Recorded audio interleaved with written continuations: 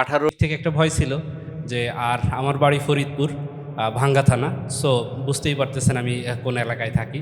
তো সেই জায়গা থেকে একটা ভয় ছিল যে আমার চাকরির ভেরিফিকেশন আটকে যাবে। এই যে ভয়ের জায়গাটা, এই জন্য আমি কখনোই যেমন ফার্স্ট ইয়ারে যখন আমি মেট্রো রেলের রুট বিরোধী আন্দোলন করি, সেখানে আমি কখনো সামনে আসার সাহস পাই নাই বা সামনে যাওয়ার সাহস পাইনি। তো এই যে একটা ভয়ের মানসিকতা বা ভীতু মানসিকতা, মানে এটাকে আমার কাছে মনে হয় যে সৃষ্টিকর্তা প্রদত্ত।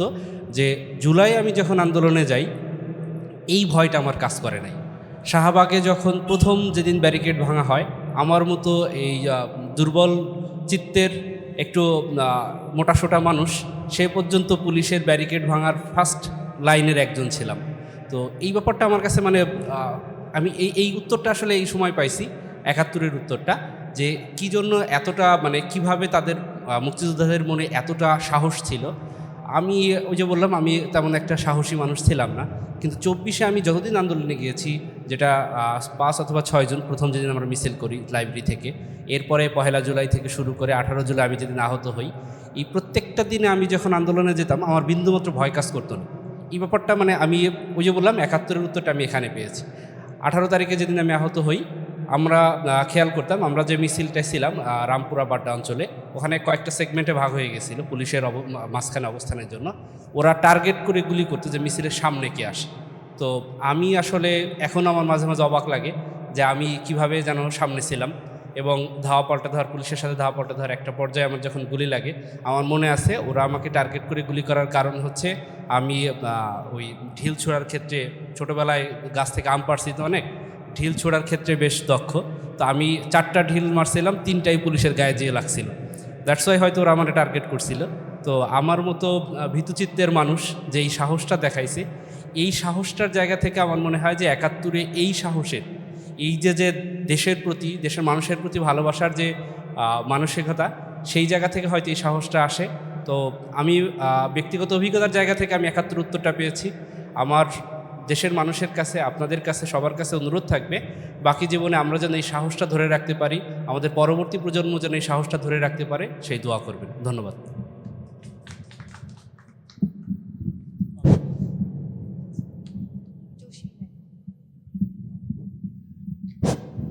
আমরা অনুষ্ঠানের একেবারে শেষ দিকে, আমরা এখন আমাদের মুক্তিযুদ্ধের গল্প শুনবো।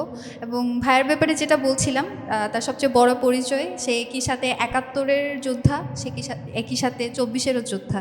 ২৪-এও তিনি ফ্রন্টলাইনে ছিলেন। আমরা তার গল্পগুলো শুনবো, তিনি কিভাবে ৭১ এবং ২৪-কে কোন দৃষ্টিতে দেখেন, এবং আমাদের যুদ্ধ থেকে ২৪ পর্যন্ত সময়কালের কথাগুলো শুনবো। Thank you.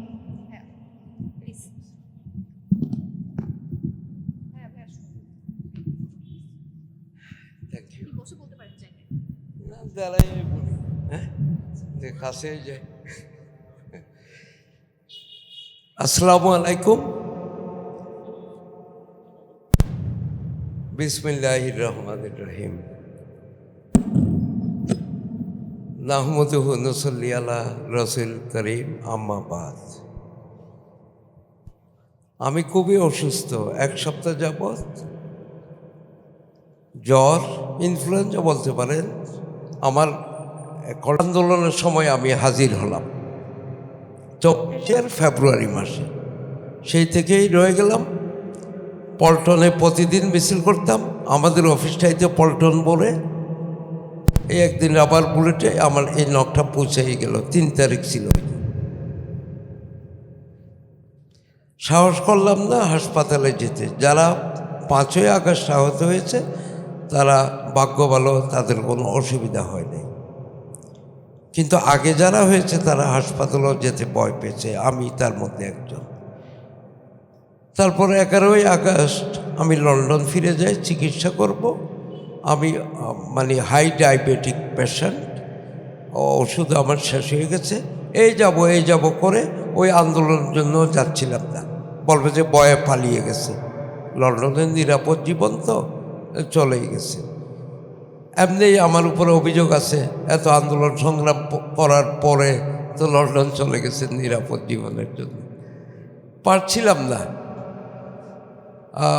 দলের নাম ধরতে চাই না, ওই 2ও সামরিক সরকারের সময় প্রথমটার সময় তো আমি প্রায় 3.25 বছর জেলে ছিলাম, এবং শেষে অ্যাপোলজি চেয়ে তৎকালীন রাষ্ট্রপতি রাত 12টায় ডিসির মাধ্যমে টেলেক্স মেসেজে আমাদের মুক্তি দেয়।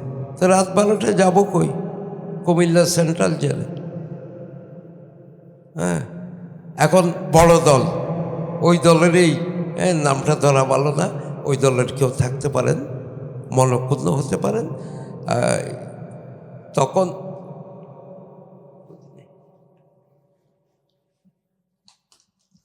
আচ্ছা, তো জেল থেকে বের হলাম, তারপর পাস টাস করে আবার এখানে যখন আমি একটা সংগঠনের কেন্দ্রীয় সাধারণ সম্পাদক হলাম, এখানে আসলাম, ডাকসু অফিসে বসলাম।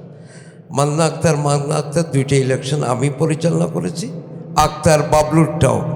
তো শেষের বার বলেছিলাম ওবায়দুল কাদের সাহেবরে যে আপনি তো 2বার পরাজিত হয়েছেন, 3য়বার যদি পরাজিত হয় তাহলে কি করতে হবে? ফুটবল খেলার একটা অঘোষিত নিয়ম আছে, 11 গোল খেলে যাচ্ছি কুলে মাঠ থেকে বের হতে হয়। 3য়বার যদি পরাজিত হয় আপনারা বলেন আমতলায়। সবাই বলে যে এইখানেও যাচ্ছি কুলে উনি যেন চলে যায়। তো আমার বোনেরা বললো যে যাচ্ছি করলো একটু কিছু দেখেন। তো সবাই হাসাহাসি করলো, এবং ওবায়দুল কাদের আগের 2বারের চেয়ে 3য়বার আরও কম ভোট পেয়ে পরাজিত হয়।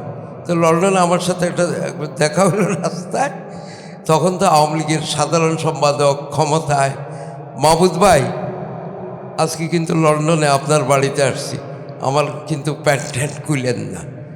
তো এই অবস্থায় আমরা যে মুক্তিযুদ্ধে লাখো লাখো, আমি এই মুহূর্তে আপনাদেরকে একজনের সাথে পরিচয় করে দিতে চাই। তিনি হলেন আমাদের আজকের মূলত অতিথি, প্রধান অতিথি সৈয়দ আব্দুল মান্নান। তার অনেকগুলো আব্দুল মাহবুদ, sorry I am so sorry. আমি তার পরিচয় যদি বলি, তার অনেকগুলো পরিচয় আছে। তার মধ্যে অন্যতম পরিচয়, তিনি একজন বীর মুক্তিযোদ্ধা 1 নম্বর সেক্টরে, এবং সেই সাথে সাতকানিয়ে প্রথম স্বাধীনতার যে পতাকা সেটা তিনি উড়িয়েছিলেন। এই ছাড়াও তারা আরও অনেকগুলো পরিচয় আছে, আমরা সেগুলো তার মুখ থেকেই শুনবো। আমি ভাইয়াকে অনুরোধ করছি প্লিজ সামনে চলে আসার জন্য।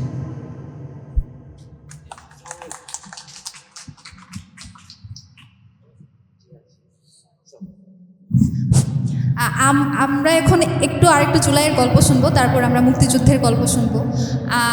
আপনাদের মনে আছে কিনা জানি না, 15ই জুলাই যখন ঠিক যখন আমরা হলপাড়ার দিকে যখন আমরা মিছিলটা নিয়ে ঘুরছিলাম, সেই সময় প্রথম আমাদের উপর ছাত্রলীগ আক্রমণ করে।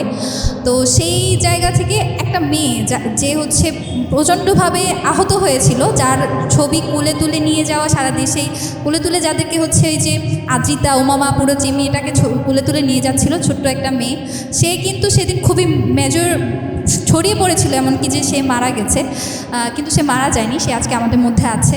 এবং সবচেয়ে ইন্সপায়ারিং ব্যাপার যেটা, সে সেদিন সিভিয়ারলি ইনজিউর্ড হওয়ার পরেও এরপরে 5ই আগস্ট পর্যন্ত সে সুস্থ হওয়া মাত্রই আবার রাজপথে নেমেছিল সেই দিনের সেই ক্ষোভ থেকে। আমি সামিহাকে অনুরোধ করবো একটু সামনে আসার জন্য। সে খুবই ছোটো, মাত্র ক্লাস 9-এ পড়ে। আমি তাকে একটুখানি অনুরোধ করবো তার সেদিনের গল্পগুলো একটু বলার জন্য আমাদের।